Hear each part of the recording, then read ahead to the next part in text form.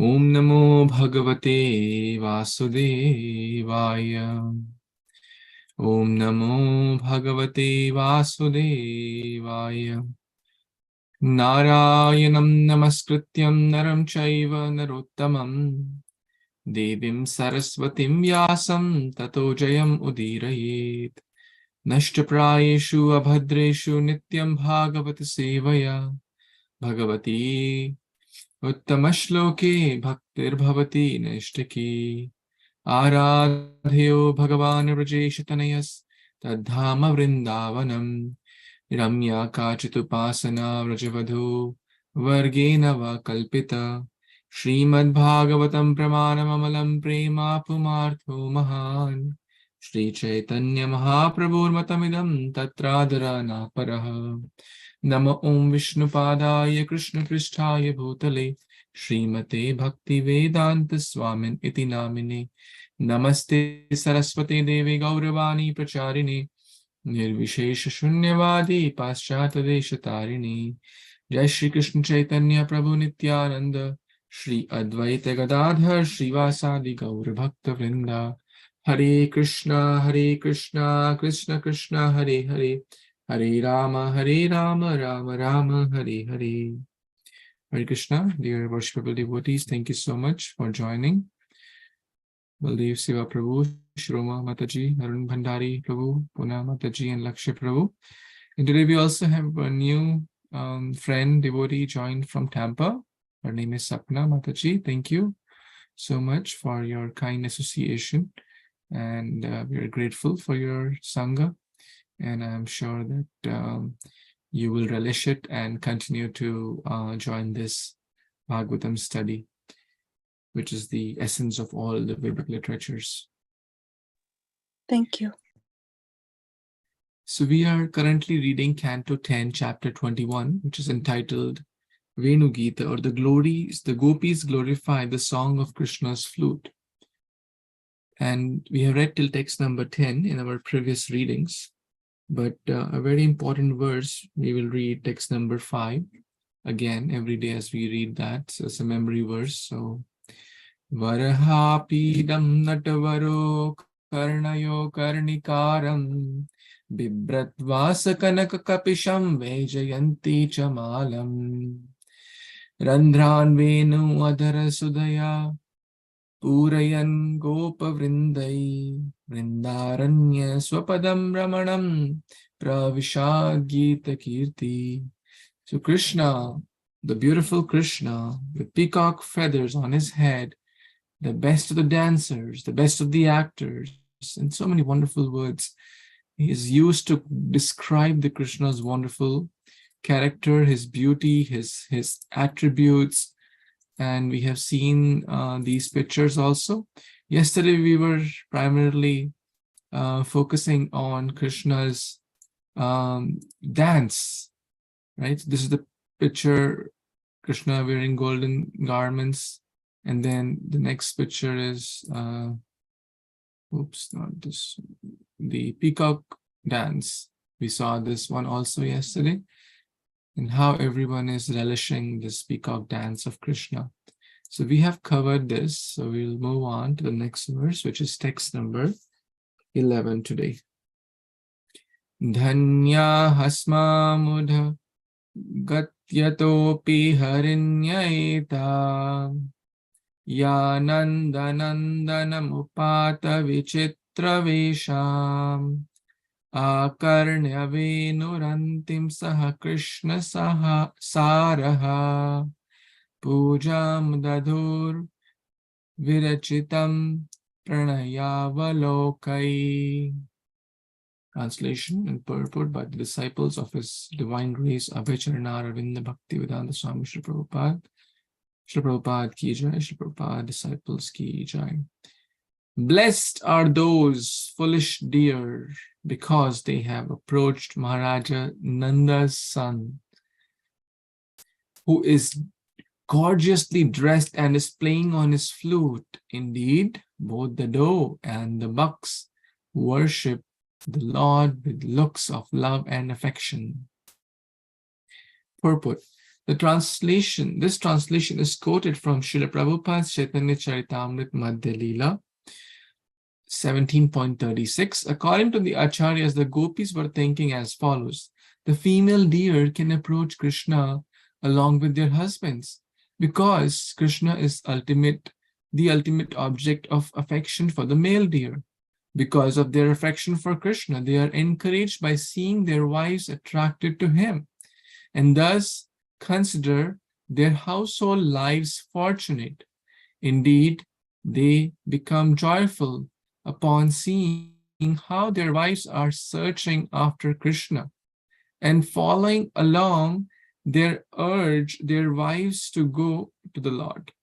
In following along, they urge their wives to go to the Lord. On the other hand, our husbands are jealous of Krishna, and because of their lack of devotion to him, they cannot even stand to smell his fragrance. Therefore, what is the use of our lives? What is the use of our lives? So again, this Gopi Gita is primarily, a discussion of the gopis who are unalloyed devotees. So yesterday we were talking about the hills, the trees, and the trees. The flute comes from the trees, the bamboo trees, and then they are so happy. Oh, my grandchild has got so much fortune that he is so close to Krishna, referring to the flute. In this case, another gopi is referring to the female deers. Now, female deers, they are attracted to Krishna because Krishna is the source of all attraction. Sarva akarshana. Iti Krishna. He is the source. He is like the magnet which attracts all the iron particles, as Prahlad Maharaj says. Iron is naturally attracted to magnet. So the jiva is naturally attracted to the Supreme Lord, the Paramatma, the Supreme Bhagavan, who is the source of all attraction, Krishna. That is very natural in the pure state. In a conditioned state, our attraction is towards material objects. That is actually not real. That is not vasta. That is actually temporary, fickle. We may be attracted to material temporary objects, but then we realize they don't give real joy. But when even tinge of attraction we have for Krishna, that gives a lot of joy. That gives real happiness. So gopis are basically kind of lamenting in one way. Oh, how the deers are so fortunate and we are not so fortunate. Our husbands, they don't encourage our support to do full bhakti, loving devotional service. So in short, this is a very good lesson that husband and wife should encourage and support each other for more Krishna conscious activities. The parents should support and encourage the children. The children should support, at a certain age, like for example, like all of us, we should even support and encourage our parents that if they want to go for yatra, emotional support, financial support, whatever support we can render, we must do. And we must encourage. And same, those who have young children, they must encourage their young children, please, in the best possible way. Husbands should encourage their wives. Please take to bhakti seriously in whatever way. Wives should encourage their husband to be more Krishna conscious. And then like that, a friend, that is real friend, that is real husband, that is real wife, that is real parent, those who support each other in flourishing their Krishna consciousness. This comes in Madhuram Api Madhu Rebhyopi. I want to quickly read that also, since we're talking about it. Maybe someone can read this. Text number 3 from this Madhurashtakam verse, or Kevalashtakam. So text 3, I would like someone to read this. Anyone would like to read? I can read, Prabhuji. Shaguru Shapita Chapi Sha Mata Bandho Opisha Shikshayachat Shada Smartum Hare Namaivo Kevalam.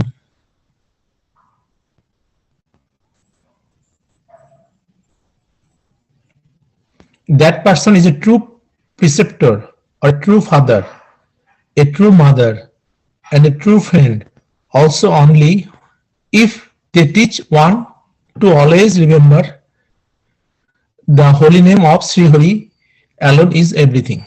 Back to Prabhu. Hare Krishna. I just wanted to kind of refer to this, that this is exactly what we are talking here. The male deers are encouraging or supporting the female deers. The female deers are likewise, and then the male deers, as we read here, and following along, they urge their wives to go to the Lord. So very, very beautiful. So this is how a good Krishna conscious community is. That person is real father. That person is real preceptor or friend, one who encourages, not pushes or forces. Not that you have to do this, otherwise never talk to me. That's not how we encourage others. Genuine, lovingly, devotion with faith, with humility, with selflessness, with pure intentions, because those are passed through our words, our actions, and our behavior. So in short, the gopis are kind of feeling that, oh, we are not able to go. I wish our husbands, encourage us. And so this is, of course, no one is envious of Krishna. No one is jealous of Krishna, especially in Vrindavan. But the mood here is, everything is to facilitate that rasa of separation. So therefore, this is also Krishna's arrangement so that they can be separated and more eagerly hanker, more hankering, more yearning that when will I get Krishna? When will I meet him? When will I see Krishna? Lessons from the deers. Any more thoughts, comments here? Anyone has questions, additions? So, Prabhu, I don't remember the verse in the Bhagavatam where it is said that a person should not be a husband or a father or a king if he does not guide the wife or children or his subjects respectively to Krishna consciousness. I forget that verse in Bhagavatam. Yes, this is very, very important verse. Maybe since you brought it up, let someone read this. I'll read the verse and someone can read the translation. Guru nasasya swajanu nasasya pita nasasya janani nasasya devam natatsya napatescha tatsya namo charidya samupeta mrityum. Akshay Prabhu. Translation: one who cannot deliver his dependents from the path of repeated birth and death should never become a spiritual master, a father, a husband, a mother, or a worshipful demigod. Shall I read the Prabhuji? No, I think we're fine. So very, very nice reference, Vipul Prabhu. So very important verse, which fits very well here. So now we'll move to the next verse. Anyone wants to read this? Text number 12.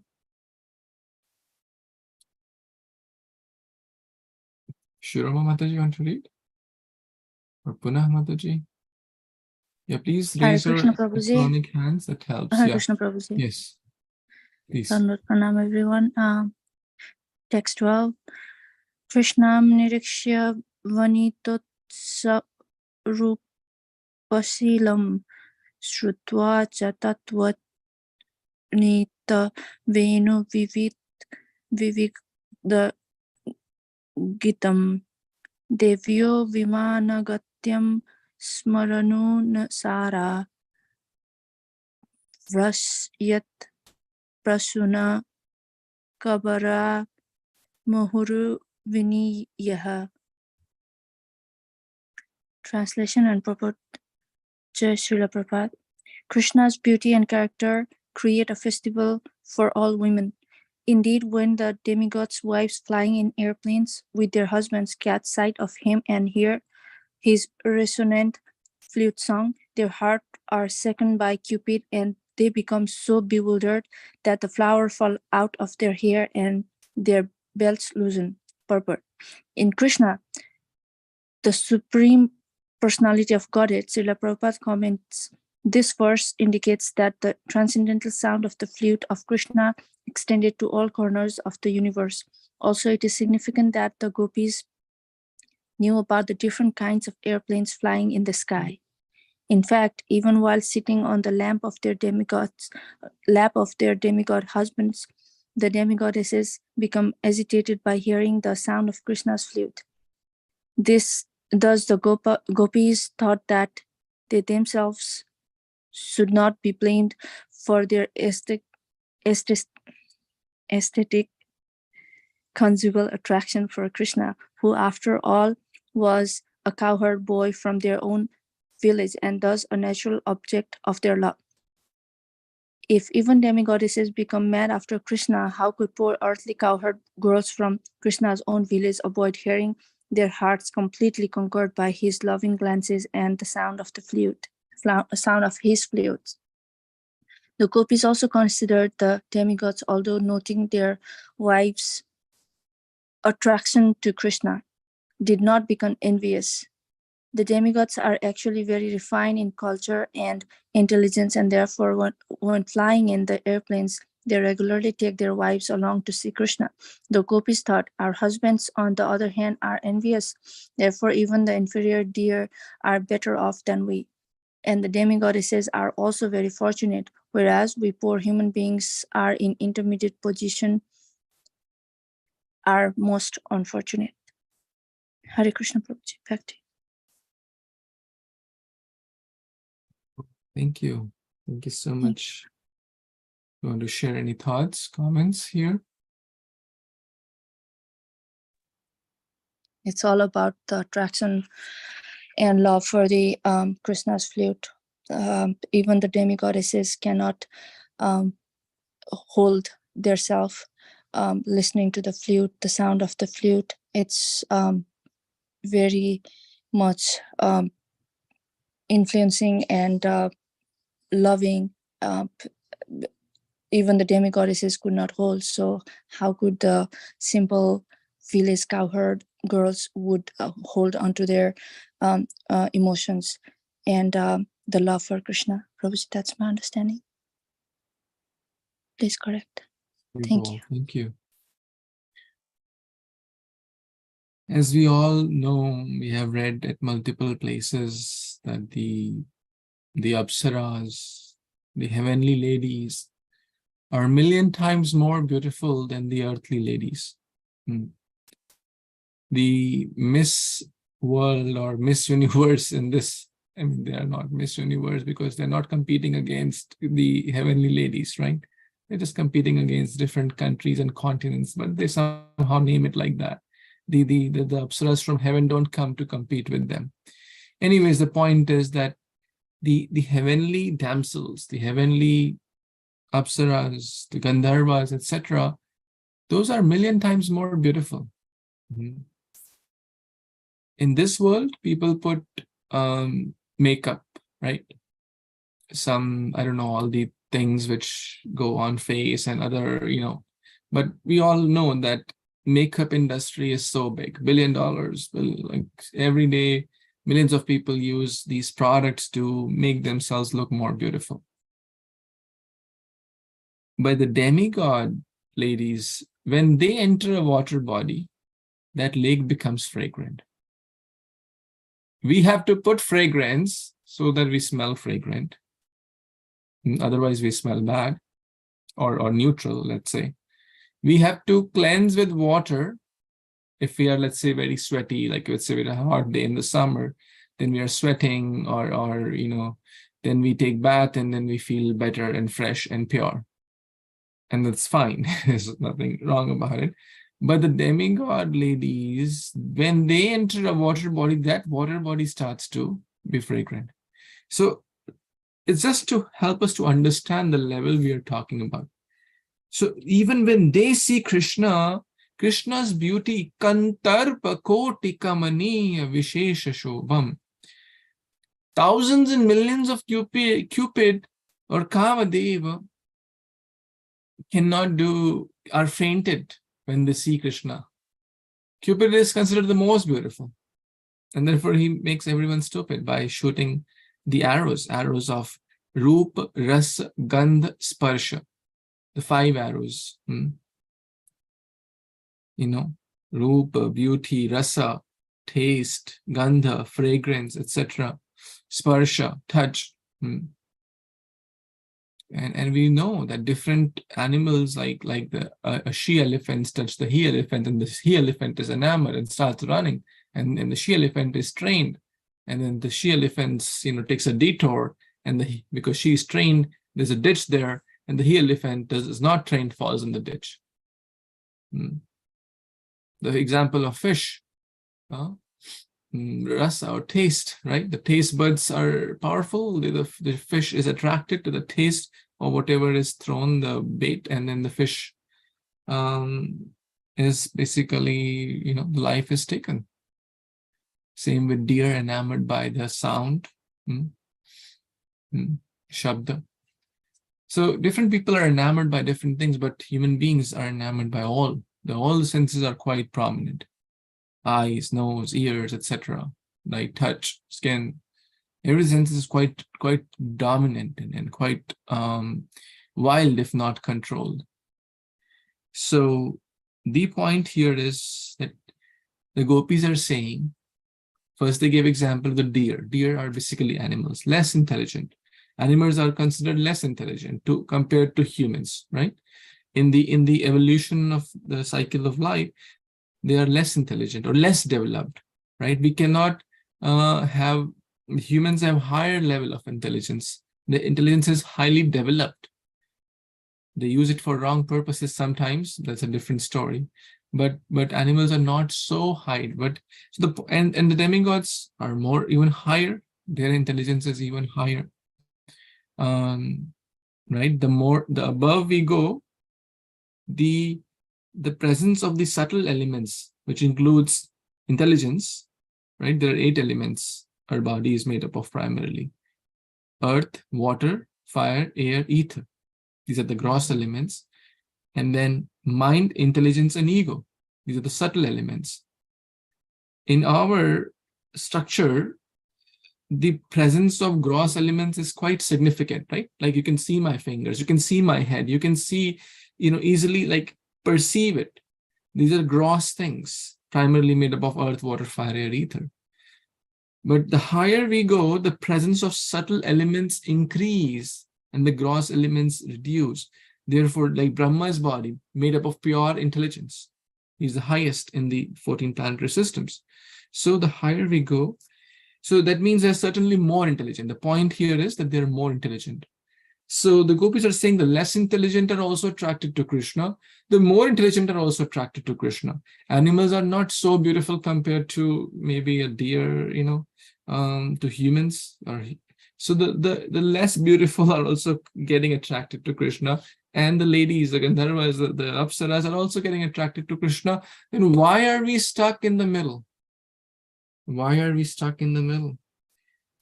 And so the last line, therefore, even the inferior deer are better off than we, and the demigoddesses who are very fortunate, whereas we poor human beings in the intermediate position are most unfortunate. The last line of the purport.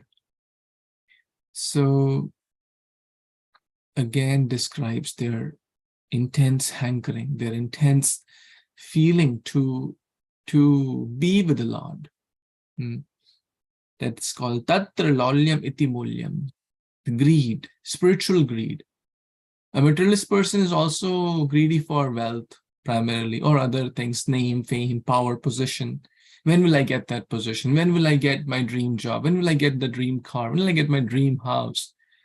When will I become the president of the country or whatever, the governor of the state or chief minister? Or when we'll have 10,000 followers or 1,000,000 followers, right? On Facebook or YouTube, whatever. Again, this is the hankering of materialists. But what is the hankering of pure devotees? Separation from Krishna. When will I be with the Lord? So even Prabhupada in many of his prayers, even Bhaktivinoda Thakur in many of his prayers is praying that when will that day come when I'll be with the Lord? So beautiful connection here. In the first line of the translation, Krishna's beauty and character create a festival for all women. Create a festival. It's Utsava. Krishna Nirikshaya Vanita Swa Rupashilam. Utsava Rupashilam. So it is a festival to see Krishna's beauty, to see Krishna's character, Shila, Shrutva, Cha, and to hear about Krishna. It is a festival, right? We say festival of holy name. See, it comes from Bhagavatam.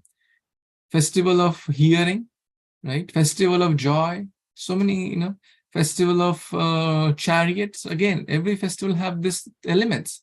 What are the elements? We see Krishna, Rupa, Lord Jagannath. Festival is coming, festival of chariots on May 6th in Tampa, Clearwater Beach, right? So many people will see Krishna face to face. They have no intention to be there. They have no intention to see Krishna. All those people who are going to the Clearwater Beach, except for a handful of devotees or a few hundred devotees, they're all going for sense gratification. In practically no clothes or very little clothes. In practically their goal is to enjoy, nature or selfish, purposes. But Lord is so merciful, even if they don't want to go to see the Lord. The Lord comes, he say, take my darshan. That's a festival. Krishna, Nirikshan, observe. Nirikshan means also like to observe intensely, not just to see. Nirikshan means close analysis. Like Arjuna said in chapter 1, I want to do Nirikshan. Please take me in the middle of the two armies. I want to do Nirikshan. I want to closely observe. I want to analyze. So we have to drink, Śrīmad-Bhāgavatam rasamalayam. We have to drink Krishna's beauty, not just through our eyes, through our ears, through any form, through our tongue by tasting Krishna Prasad, through our eyes by taking darshan, through our ears by Hare Katha. That's doing close nirikshan, analysis, churning in the heart. So again, festival of chariots is coming. Please encourage more and more souls to be there, so that we can all relish this festival. It's a festival for everyone. And we do feel that. So many people who come, they chant happily, they dance, and they get Krishna Prasad, they're happy, and they hear about Krishna, they see Krishna, they pull the ropes of the chariots, they get so much mercy, they get the devotees darshan, Lord's darshan, and so much in just few hours. It's amazing. So it is a festival of holy name, festival of hearing, festival of darshan, festival of, when you go to yatras, when you go to sadhu sangha, which Philip Prabhu is going actually. So Philip Prabhu is going from Tampa to sadhu sangha. I'm very, very pleased and very inspired by your surrender and your commitment, your lalyam, your eagerness. Thank you. Hare Kṛṣṇa, very excited, Prabhuji. So we too, my wife is not going, but we too will be traveling buddies and hang out. So if anyone else still wants to join, it's a teaser or it's like a promo. So you're welcome to join. Still, there are off-site registration is still open. If you still want to join or please, you can still consider. Opportunities like these are very rare to get the association of hundreds and thousands actually now. I mean, I don't know exact count, but there'll be at least 2,000-ish devotees, or at least above 1,000 minimum. I don't know the exact count, but there'll be a lot of devotees, a lot of kirtan, a lot of Hare Katha, a lot of holy name and prasadam, and amazing ways to connect with devotees, to take inspiration from so many souls, to learn, to experience, to relish, to serve. This is a real festival. Hare Krishna. Any more thoughts, comments anyone has? Roji, I missed that comment. So if the living entities in the lower planets, they may not have the 5 gross elements that were made of. They might be less than that, because as you said, that as you go higher, more subtle element the body is. Like Brahma, is body is made of intelligence. No, that's not the case. The presence of gross element is more, like percentage-wise, percentage-wise, like Brahma's is 100%, intelligence. So I don't know the exact proportions now of the 8 come, but the presence of, so therefore they are more attracted to the lower pleasures, right? To the gross pleasures, because the gross elements are high, so they're more into gross things. Even in this world, we cannot say that everyone is equally proportional, right? Like Brahmana, Kshatriya, Vaishya, Shudra, they all have different natures.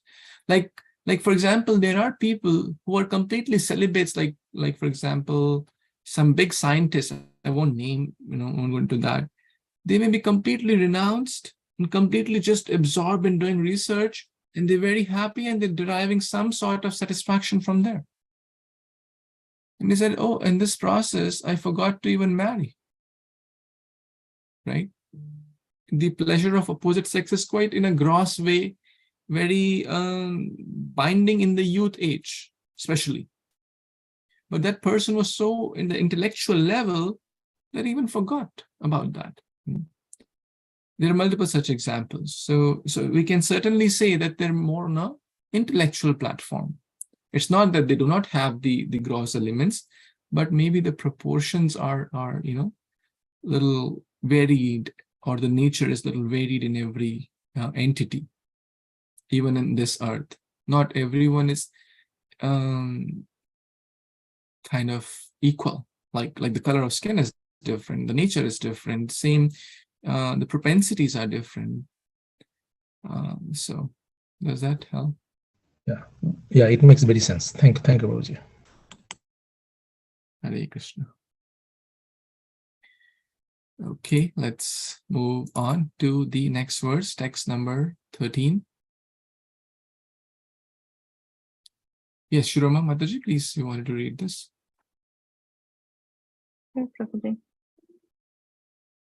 Gavascha Krishna Mukha Nirgat Venugit Piyushamutta Bhita Karna Pute Vivanya Shava Snutastanapaya Kavala Smatastu Gorvindamatmani Drishashrukala Sprishanya. Translation. Using their upraised ears as vessels, the cows are drinking the nectar of the flute song flowing out of Krishna's mouth. The calves, their mouths full of milk from their mother's moist nipples, stand still as they take Govinda within themselves through their tear-filled eyes and embrace him within their hearts.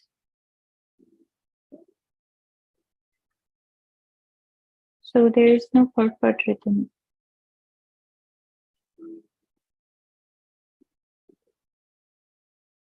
I will wait for your explanations on this, Prabhuji. Hare Krishna.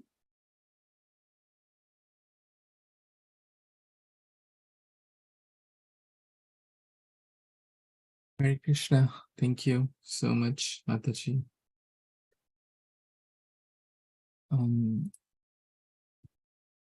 How many of you have seen this scene? Calves running towards their mother. Anyone has seen this scene?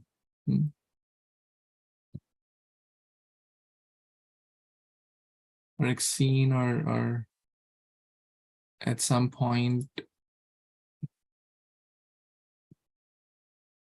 when it is Baldev Prabhu has seen this. This is very, very kind of touching scene, because by Krishna's mercy, we had cows at our home and we practically grew with cows. You know, people have cats and dogs as pets. Even my grandmother is still serving cows for the last 50 years. So we used to do little service, you can say, to mother cows. My parents and my uncles, Chacha and all, they did a lot, my grandmother. But so-called being modern, we did very little. Much more we could have done, you can say. But little things like releasing the calf, tying the calf, okay, take him out, tie him here, tie him there. That's the kind of things my brother used to do. You know, feed them water and stuff like that. When I was maybe around 10 years or around that age, 10, 12, 13, etc. Very joyful, very, very, you know, and I used to very happily like take them for walk, like people take them to dogs for walk. I was so happy taking calves for walk. Very, very joyful experience. And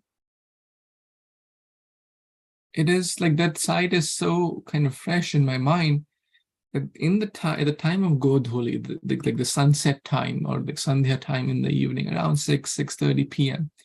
or a little before that, before the sunset, you can say, it's a time to milk cows. And the mother cow will make a sound, meh, and then the calf will make a sound, again, in reciprocation, that they're really wanting to be with each other, right? Their mamata, their sneh, their love, they want to be. The mother really wants to feed the child. The mother cow wants to feed, and the calf wants to reciprocate, or the calf is hungry and the mother wants to reciprocate, whatever way you can say. And we see that in Damodar Leela also. Krishna was hungry, mother was brimming with Vatsalya Prema. They both wanted to reciprocate with each other. And cow's love for their children or calf is 1,000 times more than a human mother's love for her child. So back, and then, you know, my grandmother would say that, okay, you know, it's time to milk. First the calf will drink the milk. So why don't you go and release the calf? The calf knows that I have come to release them. You know, they're tied with their you know, rope.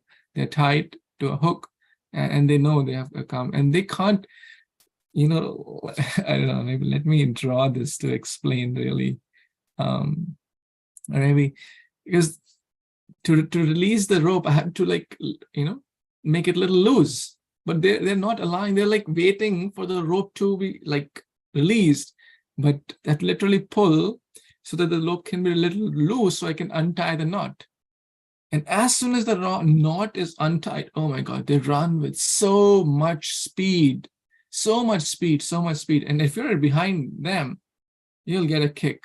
And they're strong. Their hooves are strong. I have got those kicks from the cows, so I could tolerate if I get a kick from the cow. Oh my God, then like you may get a fracture or something. They're strong. They're really strong. But the point here I want to make is the calf is so much absorbed in drinking mother's milk, as if nothing matters in the whole world to him or her. Nothing matters. 100% absorption. 108% absorption. That's calf drinking mother's milk. Sthita pragya. Sometimes we see that kids playing video games. Oh my God, they will forget drinking water. They'll forget eating food. They'll forget everything. Still 5 hours playing video games. I've seen that. So it could be different for different people, but again, we're talking about the cows here. Gavascha Krishna Mukha Nigritta Venu Gita. But those very cows, when they hear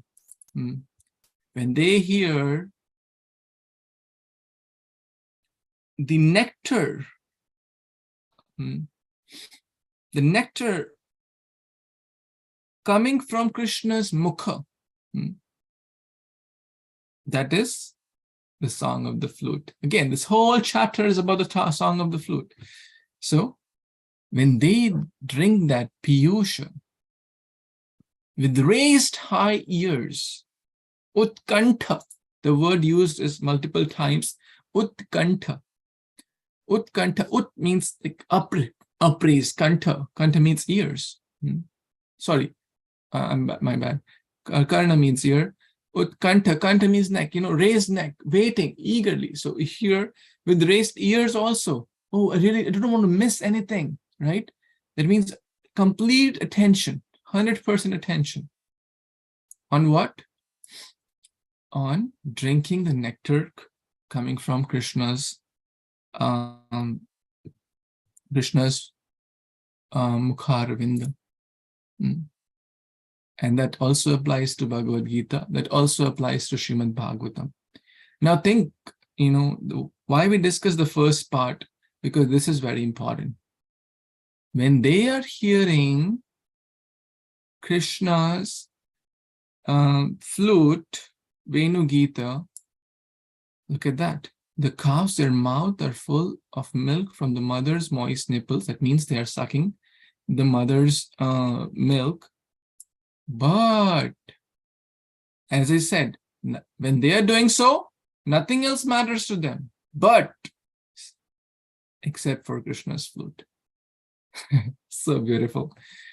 They stand still as they take Govinda within themselves through their tear-filled eyes and embraced him within their hearts.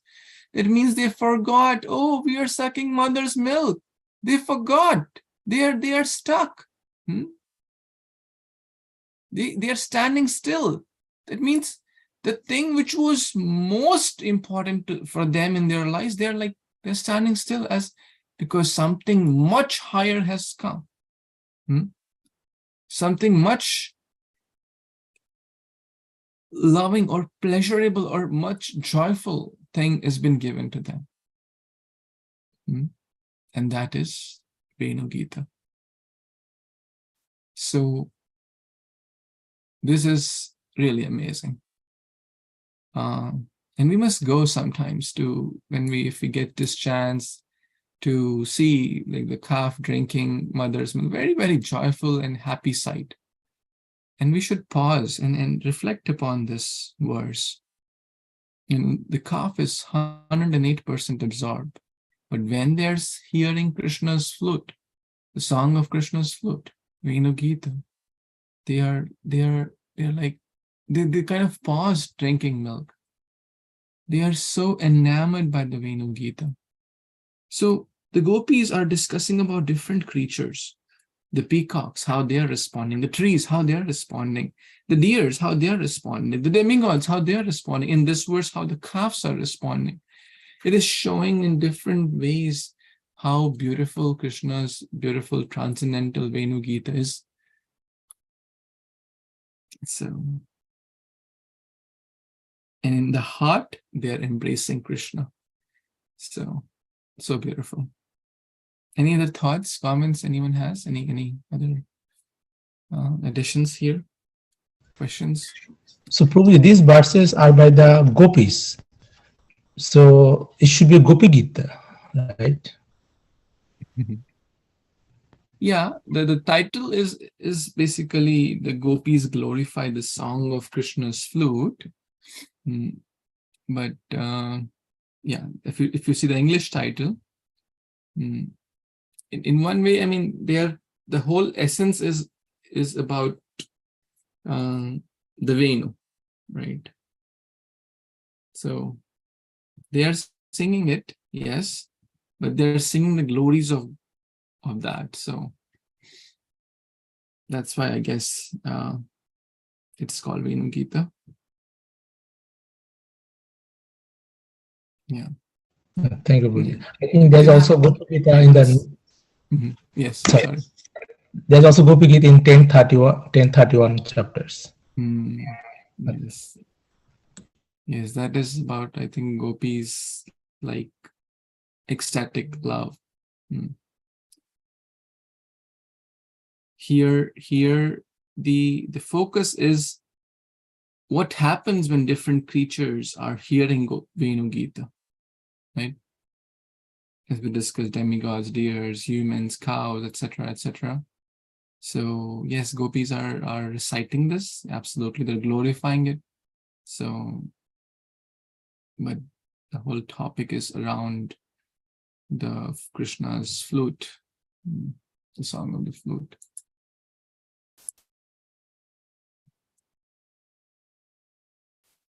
Any other thoughts, comments anyone would like to add or ask?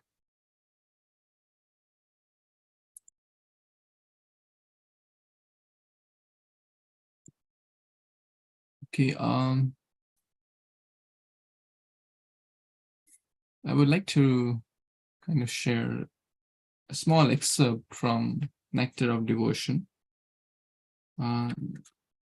We will read the next verse tomorrow, but before we wrap up for today, I'd like to, someone can read this one nice excerpt from Nectar of Devotion. Anyone would like to read this here on this point? Yes, Philip, Prabhu, please.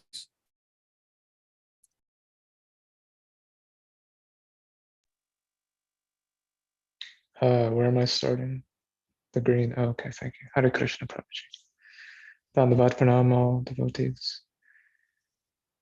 There are three kinds of flutes used by Krishna. One is called Venu, one is called Murali, and the third is called Vamsi. Venu is very small, not more than 6 inches long, with 6 holes for whistling. Murali is about 18 inches long, with a hole at the end and 4 holes on the body of the flute. Nectar of Devotion 26. As far as his flute is concerned, it is said that the vibration of this wonderful instrument was able to break the meditation of the greatest sages. Krishna was thus challenging Cupid by advertising his transcendental glories all over the world. There are 3 kinds of flutes used by Krishna. One is called Venu, one is called Murali, and the third is called Vamsi. Oh, okay, this is a repeat of the other part. Okay, Krishna used to play on these 3 flutes occasionally. Oh wait, this goes into Vamsi flute, sorry. I'll just read the whole thing. Venu is very small, not more than 6 inches long, with 6 holes for whistling. Murali is about 18 inches long, with a hole at the end and 4 holes in the body of the flute. This kind of flute produces a very enchanting sound. The Vamsi flute is about 15 inches long, with 9 holes on its body. Krishna used to play on these 3 flutes occasionally when they were needed. Krishna has a longer Vamsi, which is called Mahananda or Samohini. When it is still longer, it is called Akarshini. When it is even longer, it is called Anandini. The Anandini flute is very pleasing to the cowherd boys and is technically named Vamsuli. These flutes were sometimes bedecked with jewels. Sometimes they were made of marble and sometimes of hollow bamboo. When the flute is made of jewels, it is called Samohini. When it is made of gold, it is called Akarshini. Hare Krishna. Hey, ball. Thank you. Isn't that amazing? That is absolutely amazing, right? So maybe we can kind of just try to summarize this, what we just read about the different types of Krishna's flute, right?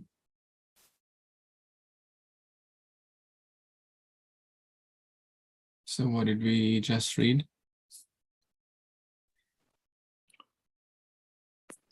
Three types of flutes. Yes, 3 types of Krishna's flute, right? Mhm.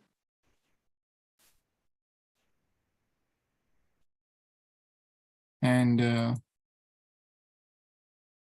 so what are they? That's the first Venu, one. Venu, Murli, Venu, Murali, Vamsi. Murali. And the third one is Bangsi. Vamsi. Vamsi. Okay. So any note about Venu? This is It's It's small. approximately 6 inches 6 in inches. length. So kind of smaller. And with the how many holes it has? 6 holes. And Murali, how long it is? 18 inches. 18 inches. Yes, about 18 inches. With how many holes? 8 holes, I think. 8. So what was that? 4 and 4, right? 4 and 4, correct. 4 and 4. So with a hole at the end and 4 holes on the body. So 8 holes. 5. 4, 5 only holes. holes. Yeah. So 1 hole is for blowing and the 4 holes in the body of the flute. With 1 hole at the end and 4 holes at the body.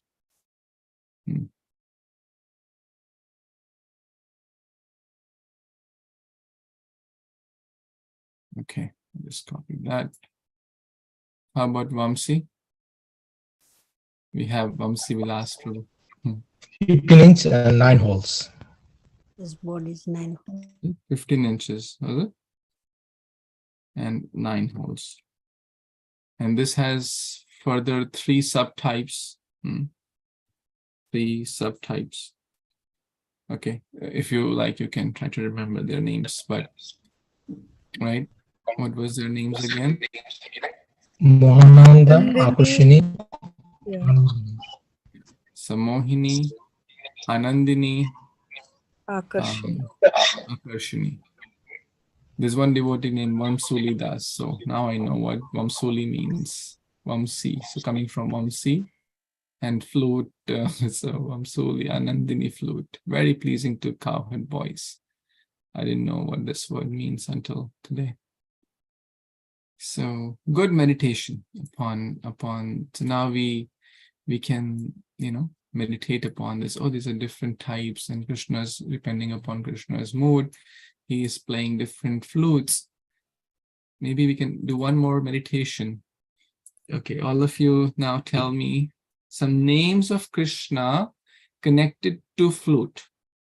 Okay, names of Krishna connected to flute. Let's do some meditation on that. Venu, Madhav. Yeah.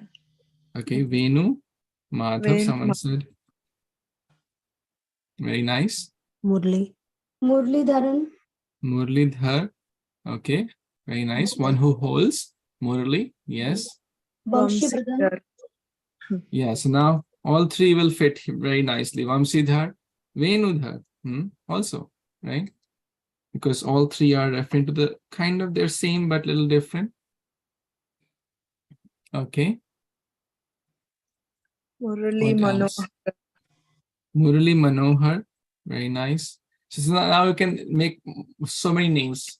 Venu Manohar, Vamsi Manohar, also their names, right? What else? Okay, I'll not write all 3, but yeah, I think we got it. Venu Madhav, Murli Madhav, Vamsi, same. All 3 can be appropriate. What else? Oh, someone wrote Venu Gopal. Yes, very beautiful. Venu Gopal. Then same applies to other Murali Gopal, Vamsi Gopal Prabhu, right? There is one devotee, Vamsi Gopal. What else? Krishna. Vamsi Krishna, yes. Now Venu Krishna, Murali Krishna, all very nice, right? What else? So I'll just write like one of those so that we don't Venu Madhav, Murali Madhav. So then you can just multiply this with 3 and you get so many names of Krishna. Venudhar, Venu Madhav, Murali Manohar, Venu Gopal, Vamsi Krishna, Venu Krishna, Murali Krishna. Vamshi Vadan. Vamshi Vadan. Vamsi Vadan, yes. Vamsi Vadana Vilasa. Venu Vadan, Murali Vadan, same. Vadan means who blows or, right?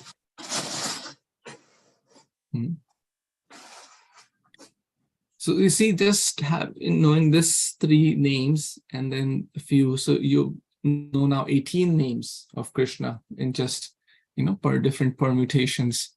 I'm sure there are a lot more connected to this. Vamsi Vilas also, right, is a name of Krishna, right? Vamsi Vilas. Venu Gopal. Krishna Venu, right? There's one devotee called Krishna Venu. Krishna Murali, Krishna Vamsi. So you can put Krishna before and you can put Krishna after also. That's so beautiful. Right? Isn't that beautiful? Just knowing this and such beautiful meditation to connect so many transcendental names of Lord. Okay, so any more thoughts, comments, questions before we wrap for today? Hare Krishna, Prabhuji. Prabhuji, if you can discuss about the Krishna's what are the sounds coming from Krishna's different flutes. That will be great, Prabhu. I heard one of the sounds is Gayatri mantra coming from his flute, also from Om. So if you, Prabhuji, can just explain a little bit more. I'm curious to know. Yeah, I'll have to, I don't know, yeah, on top of my head, but yeah, we can do some study and this could be a good topic for another session. So sure, I'll keep that in mind and try to hear more.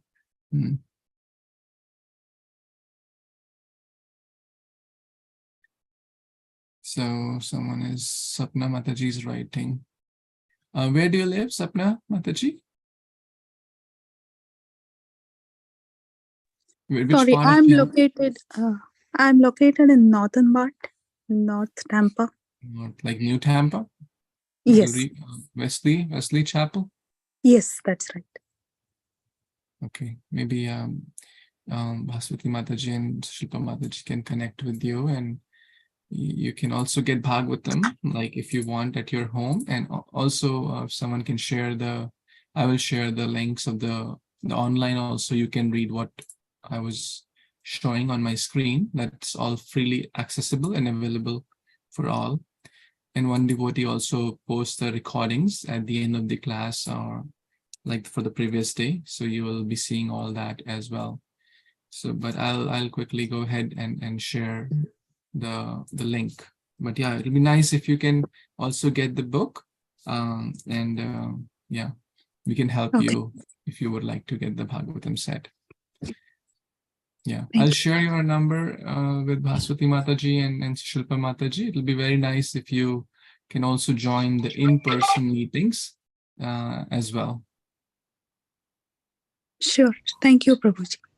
I already shared with the Matajis. I already sent to Bhashita Mataji and Shuja Mataji. Wonderful, wonderful. Thank you, Prabhuji. With Sapna Mataji, Haribol to you. Welcome. We'll connect. We can connect. Sure. Thank you. Hare Krishna. So we will pause here for today. Grantharaj Bhagavatam Purana Ki Jai.